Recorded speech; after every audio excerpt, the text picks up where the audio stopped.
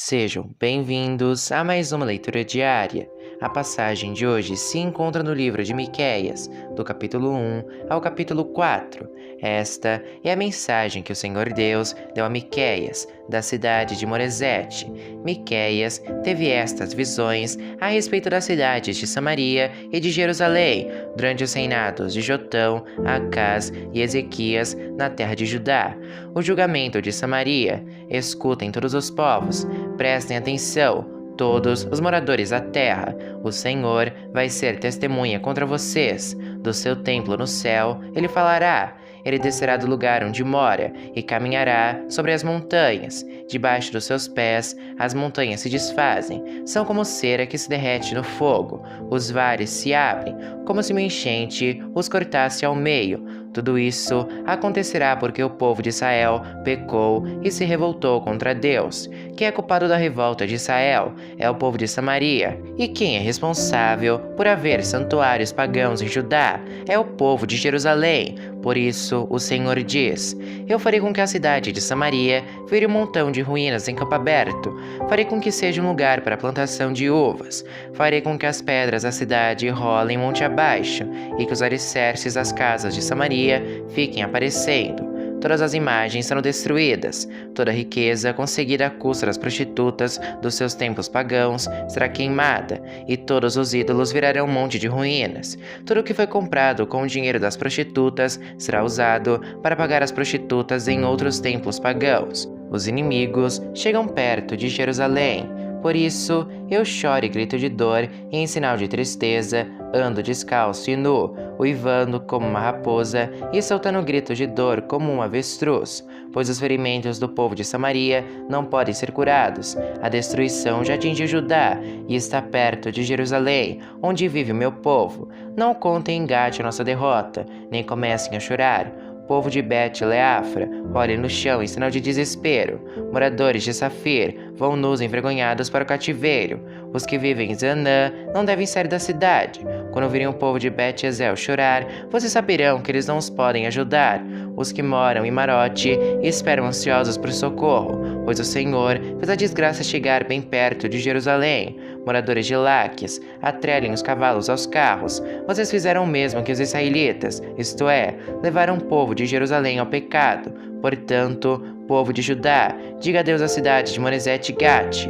O povo da cidade de Aquezibe será uma armadilha para os reis de Israel.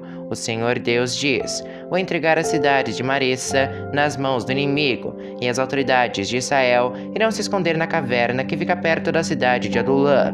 Povo de Judá, corte os cabelos e rape a cabeça, em sinal de tristeza, pois os seus filhos queridos serão levados como prisioneiros para longe da sua pátria. Capítulo 2. O castigo dos que exploram os pobres. É daqueles que antes de se levantarem de manhã, já fazem planos para explorar e maltratar os outros, e logo que se levantam, fazem o que querem, pois são poderosos. Quando querem terrenos ou casas, eles os tomam, maltratam os outros e não respeitam a família nem a propriedade de ninguém. Por isso, o Senhor diz: Vou fazer a desgraça cair sobre vocês, e vocês não escaparão. Será um tempo de sofrimento, e vocês não andarão mais tão cheios de orgulho. Quando aquele dia chegar, outros vão inventar um provérbio a respeito de vocês, e cantarão esta canção triste: Estamos completamente arruinados. O Senhor tirou a nossa terra, Ele tirou o que era nosso, e deu aos que nos conquistaram. Portanto, quando a terra prometida for repartida de novo entre o povo do Senhor Deus, nenhum de vocês receberá nenhuma parte dela. O povo me diz: Pare com essas profecias, não diga isso. Não é possível que Deus faça a desgraça cair sobre a gente. Será que o povo de Israel está amaldiçoado? Será que o Senhor está irritado?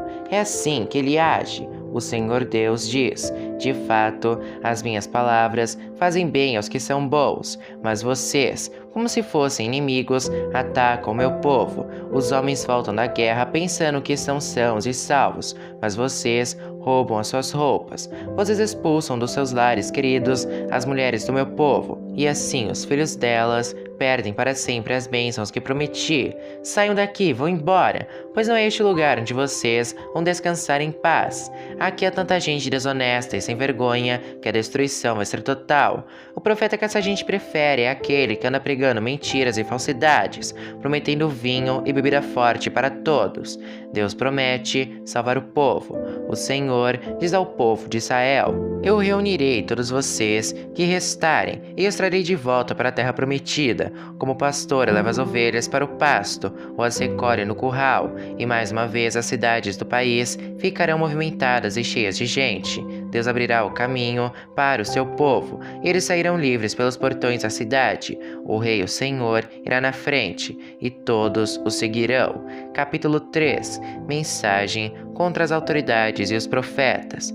Escutem, líderes e autoridades de Israel, vocês deviam praticar a justiça, no entanto, odeiam o bem e amam o mal. Vocês tiram a pele do meu povo e arrancam a carne dos seus ossos.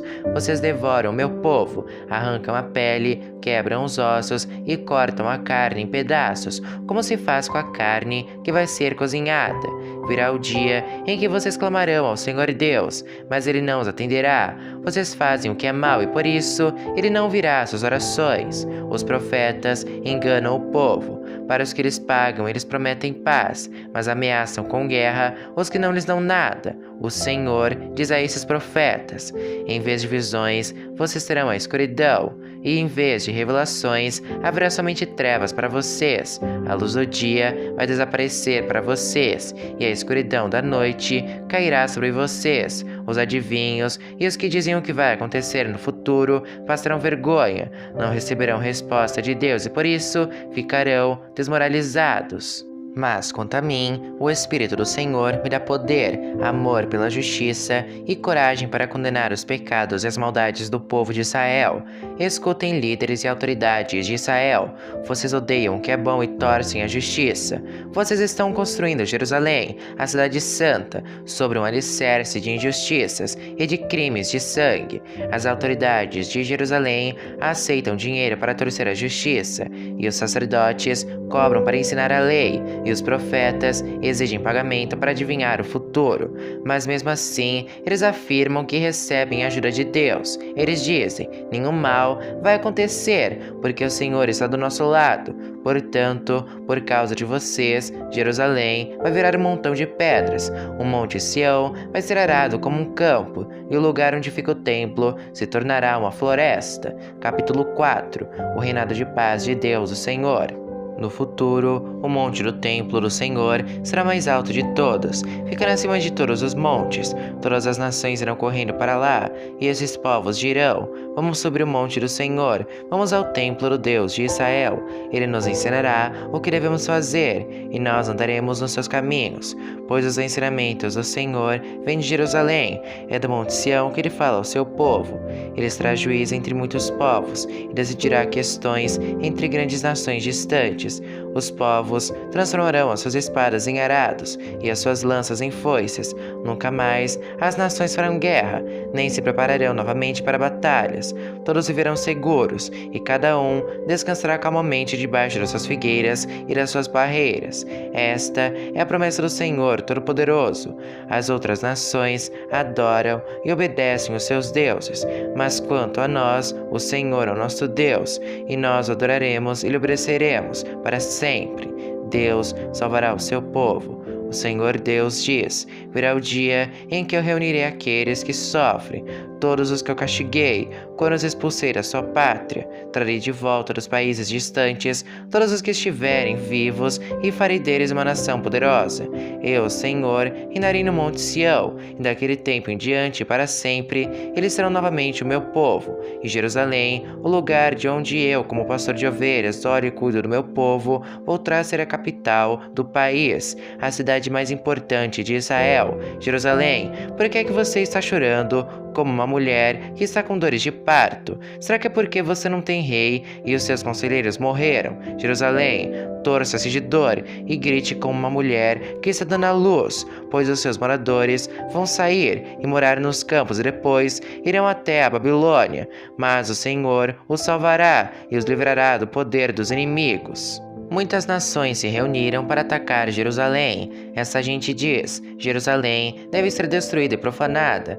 Mas eles não sabem o que o Senhor está pensando e planejando. Não sabem que ele os reuniu para os castigar, como se ajuntam as espigas para pisá-las e separar o trigo da palha. O Senhor Deus diz: Povo de Jerusalém, levante-se e ataque os inimigos. Eu darei a vocês a força de um touro com chifres de ferro e cascos de bronze. Vocês destruirão muitos povos e oferecerão a mim, o Senhor do mundo inteiro, as riquezas que eles conquistaram pela força.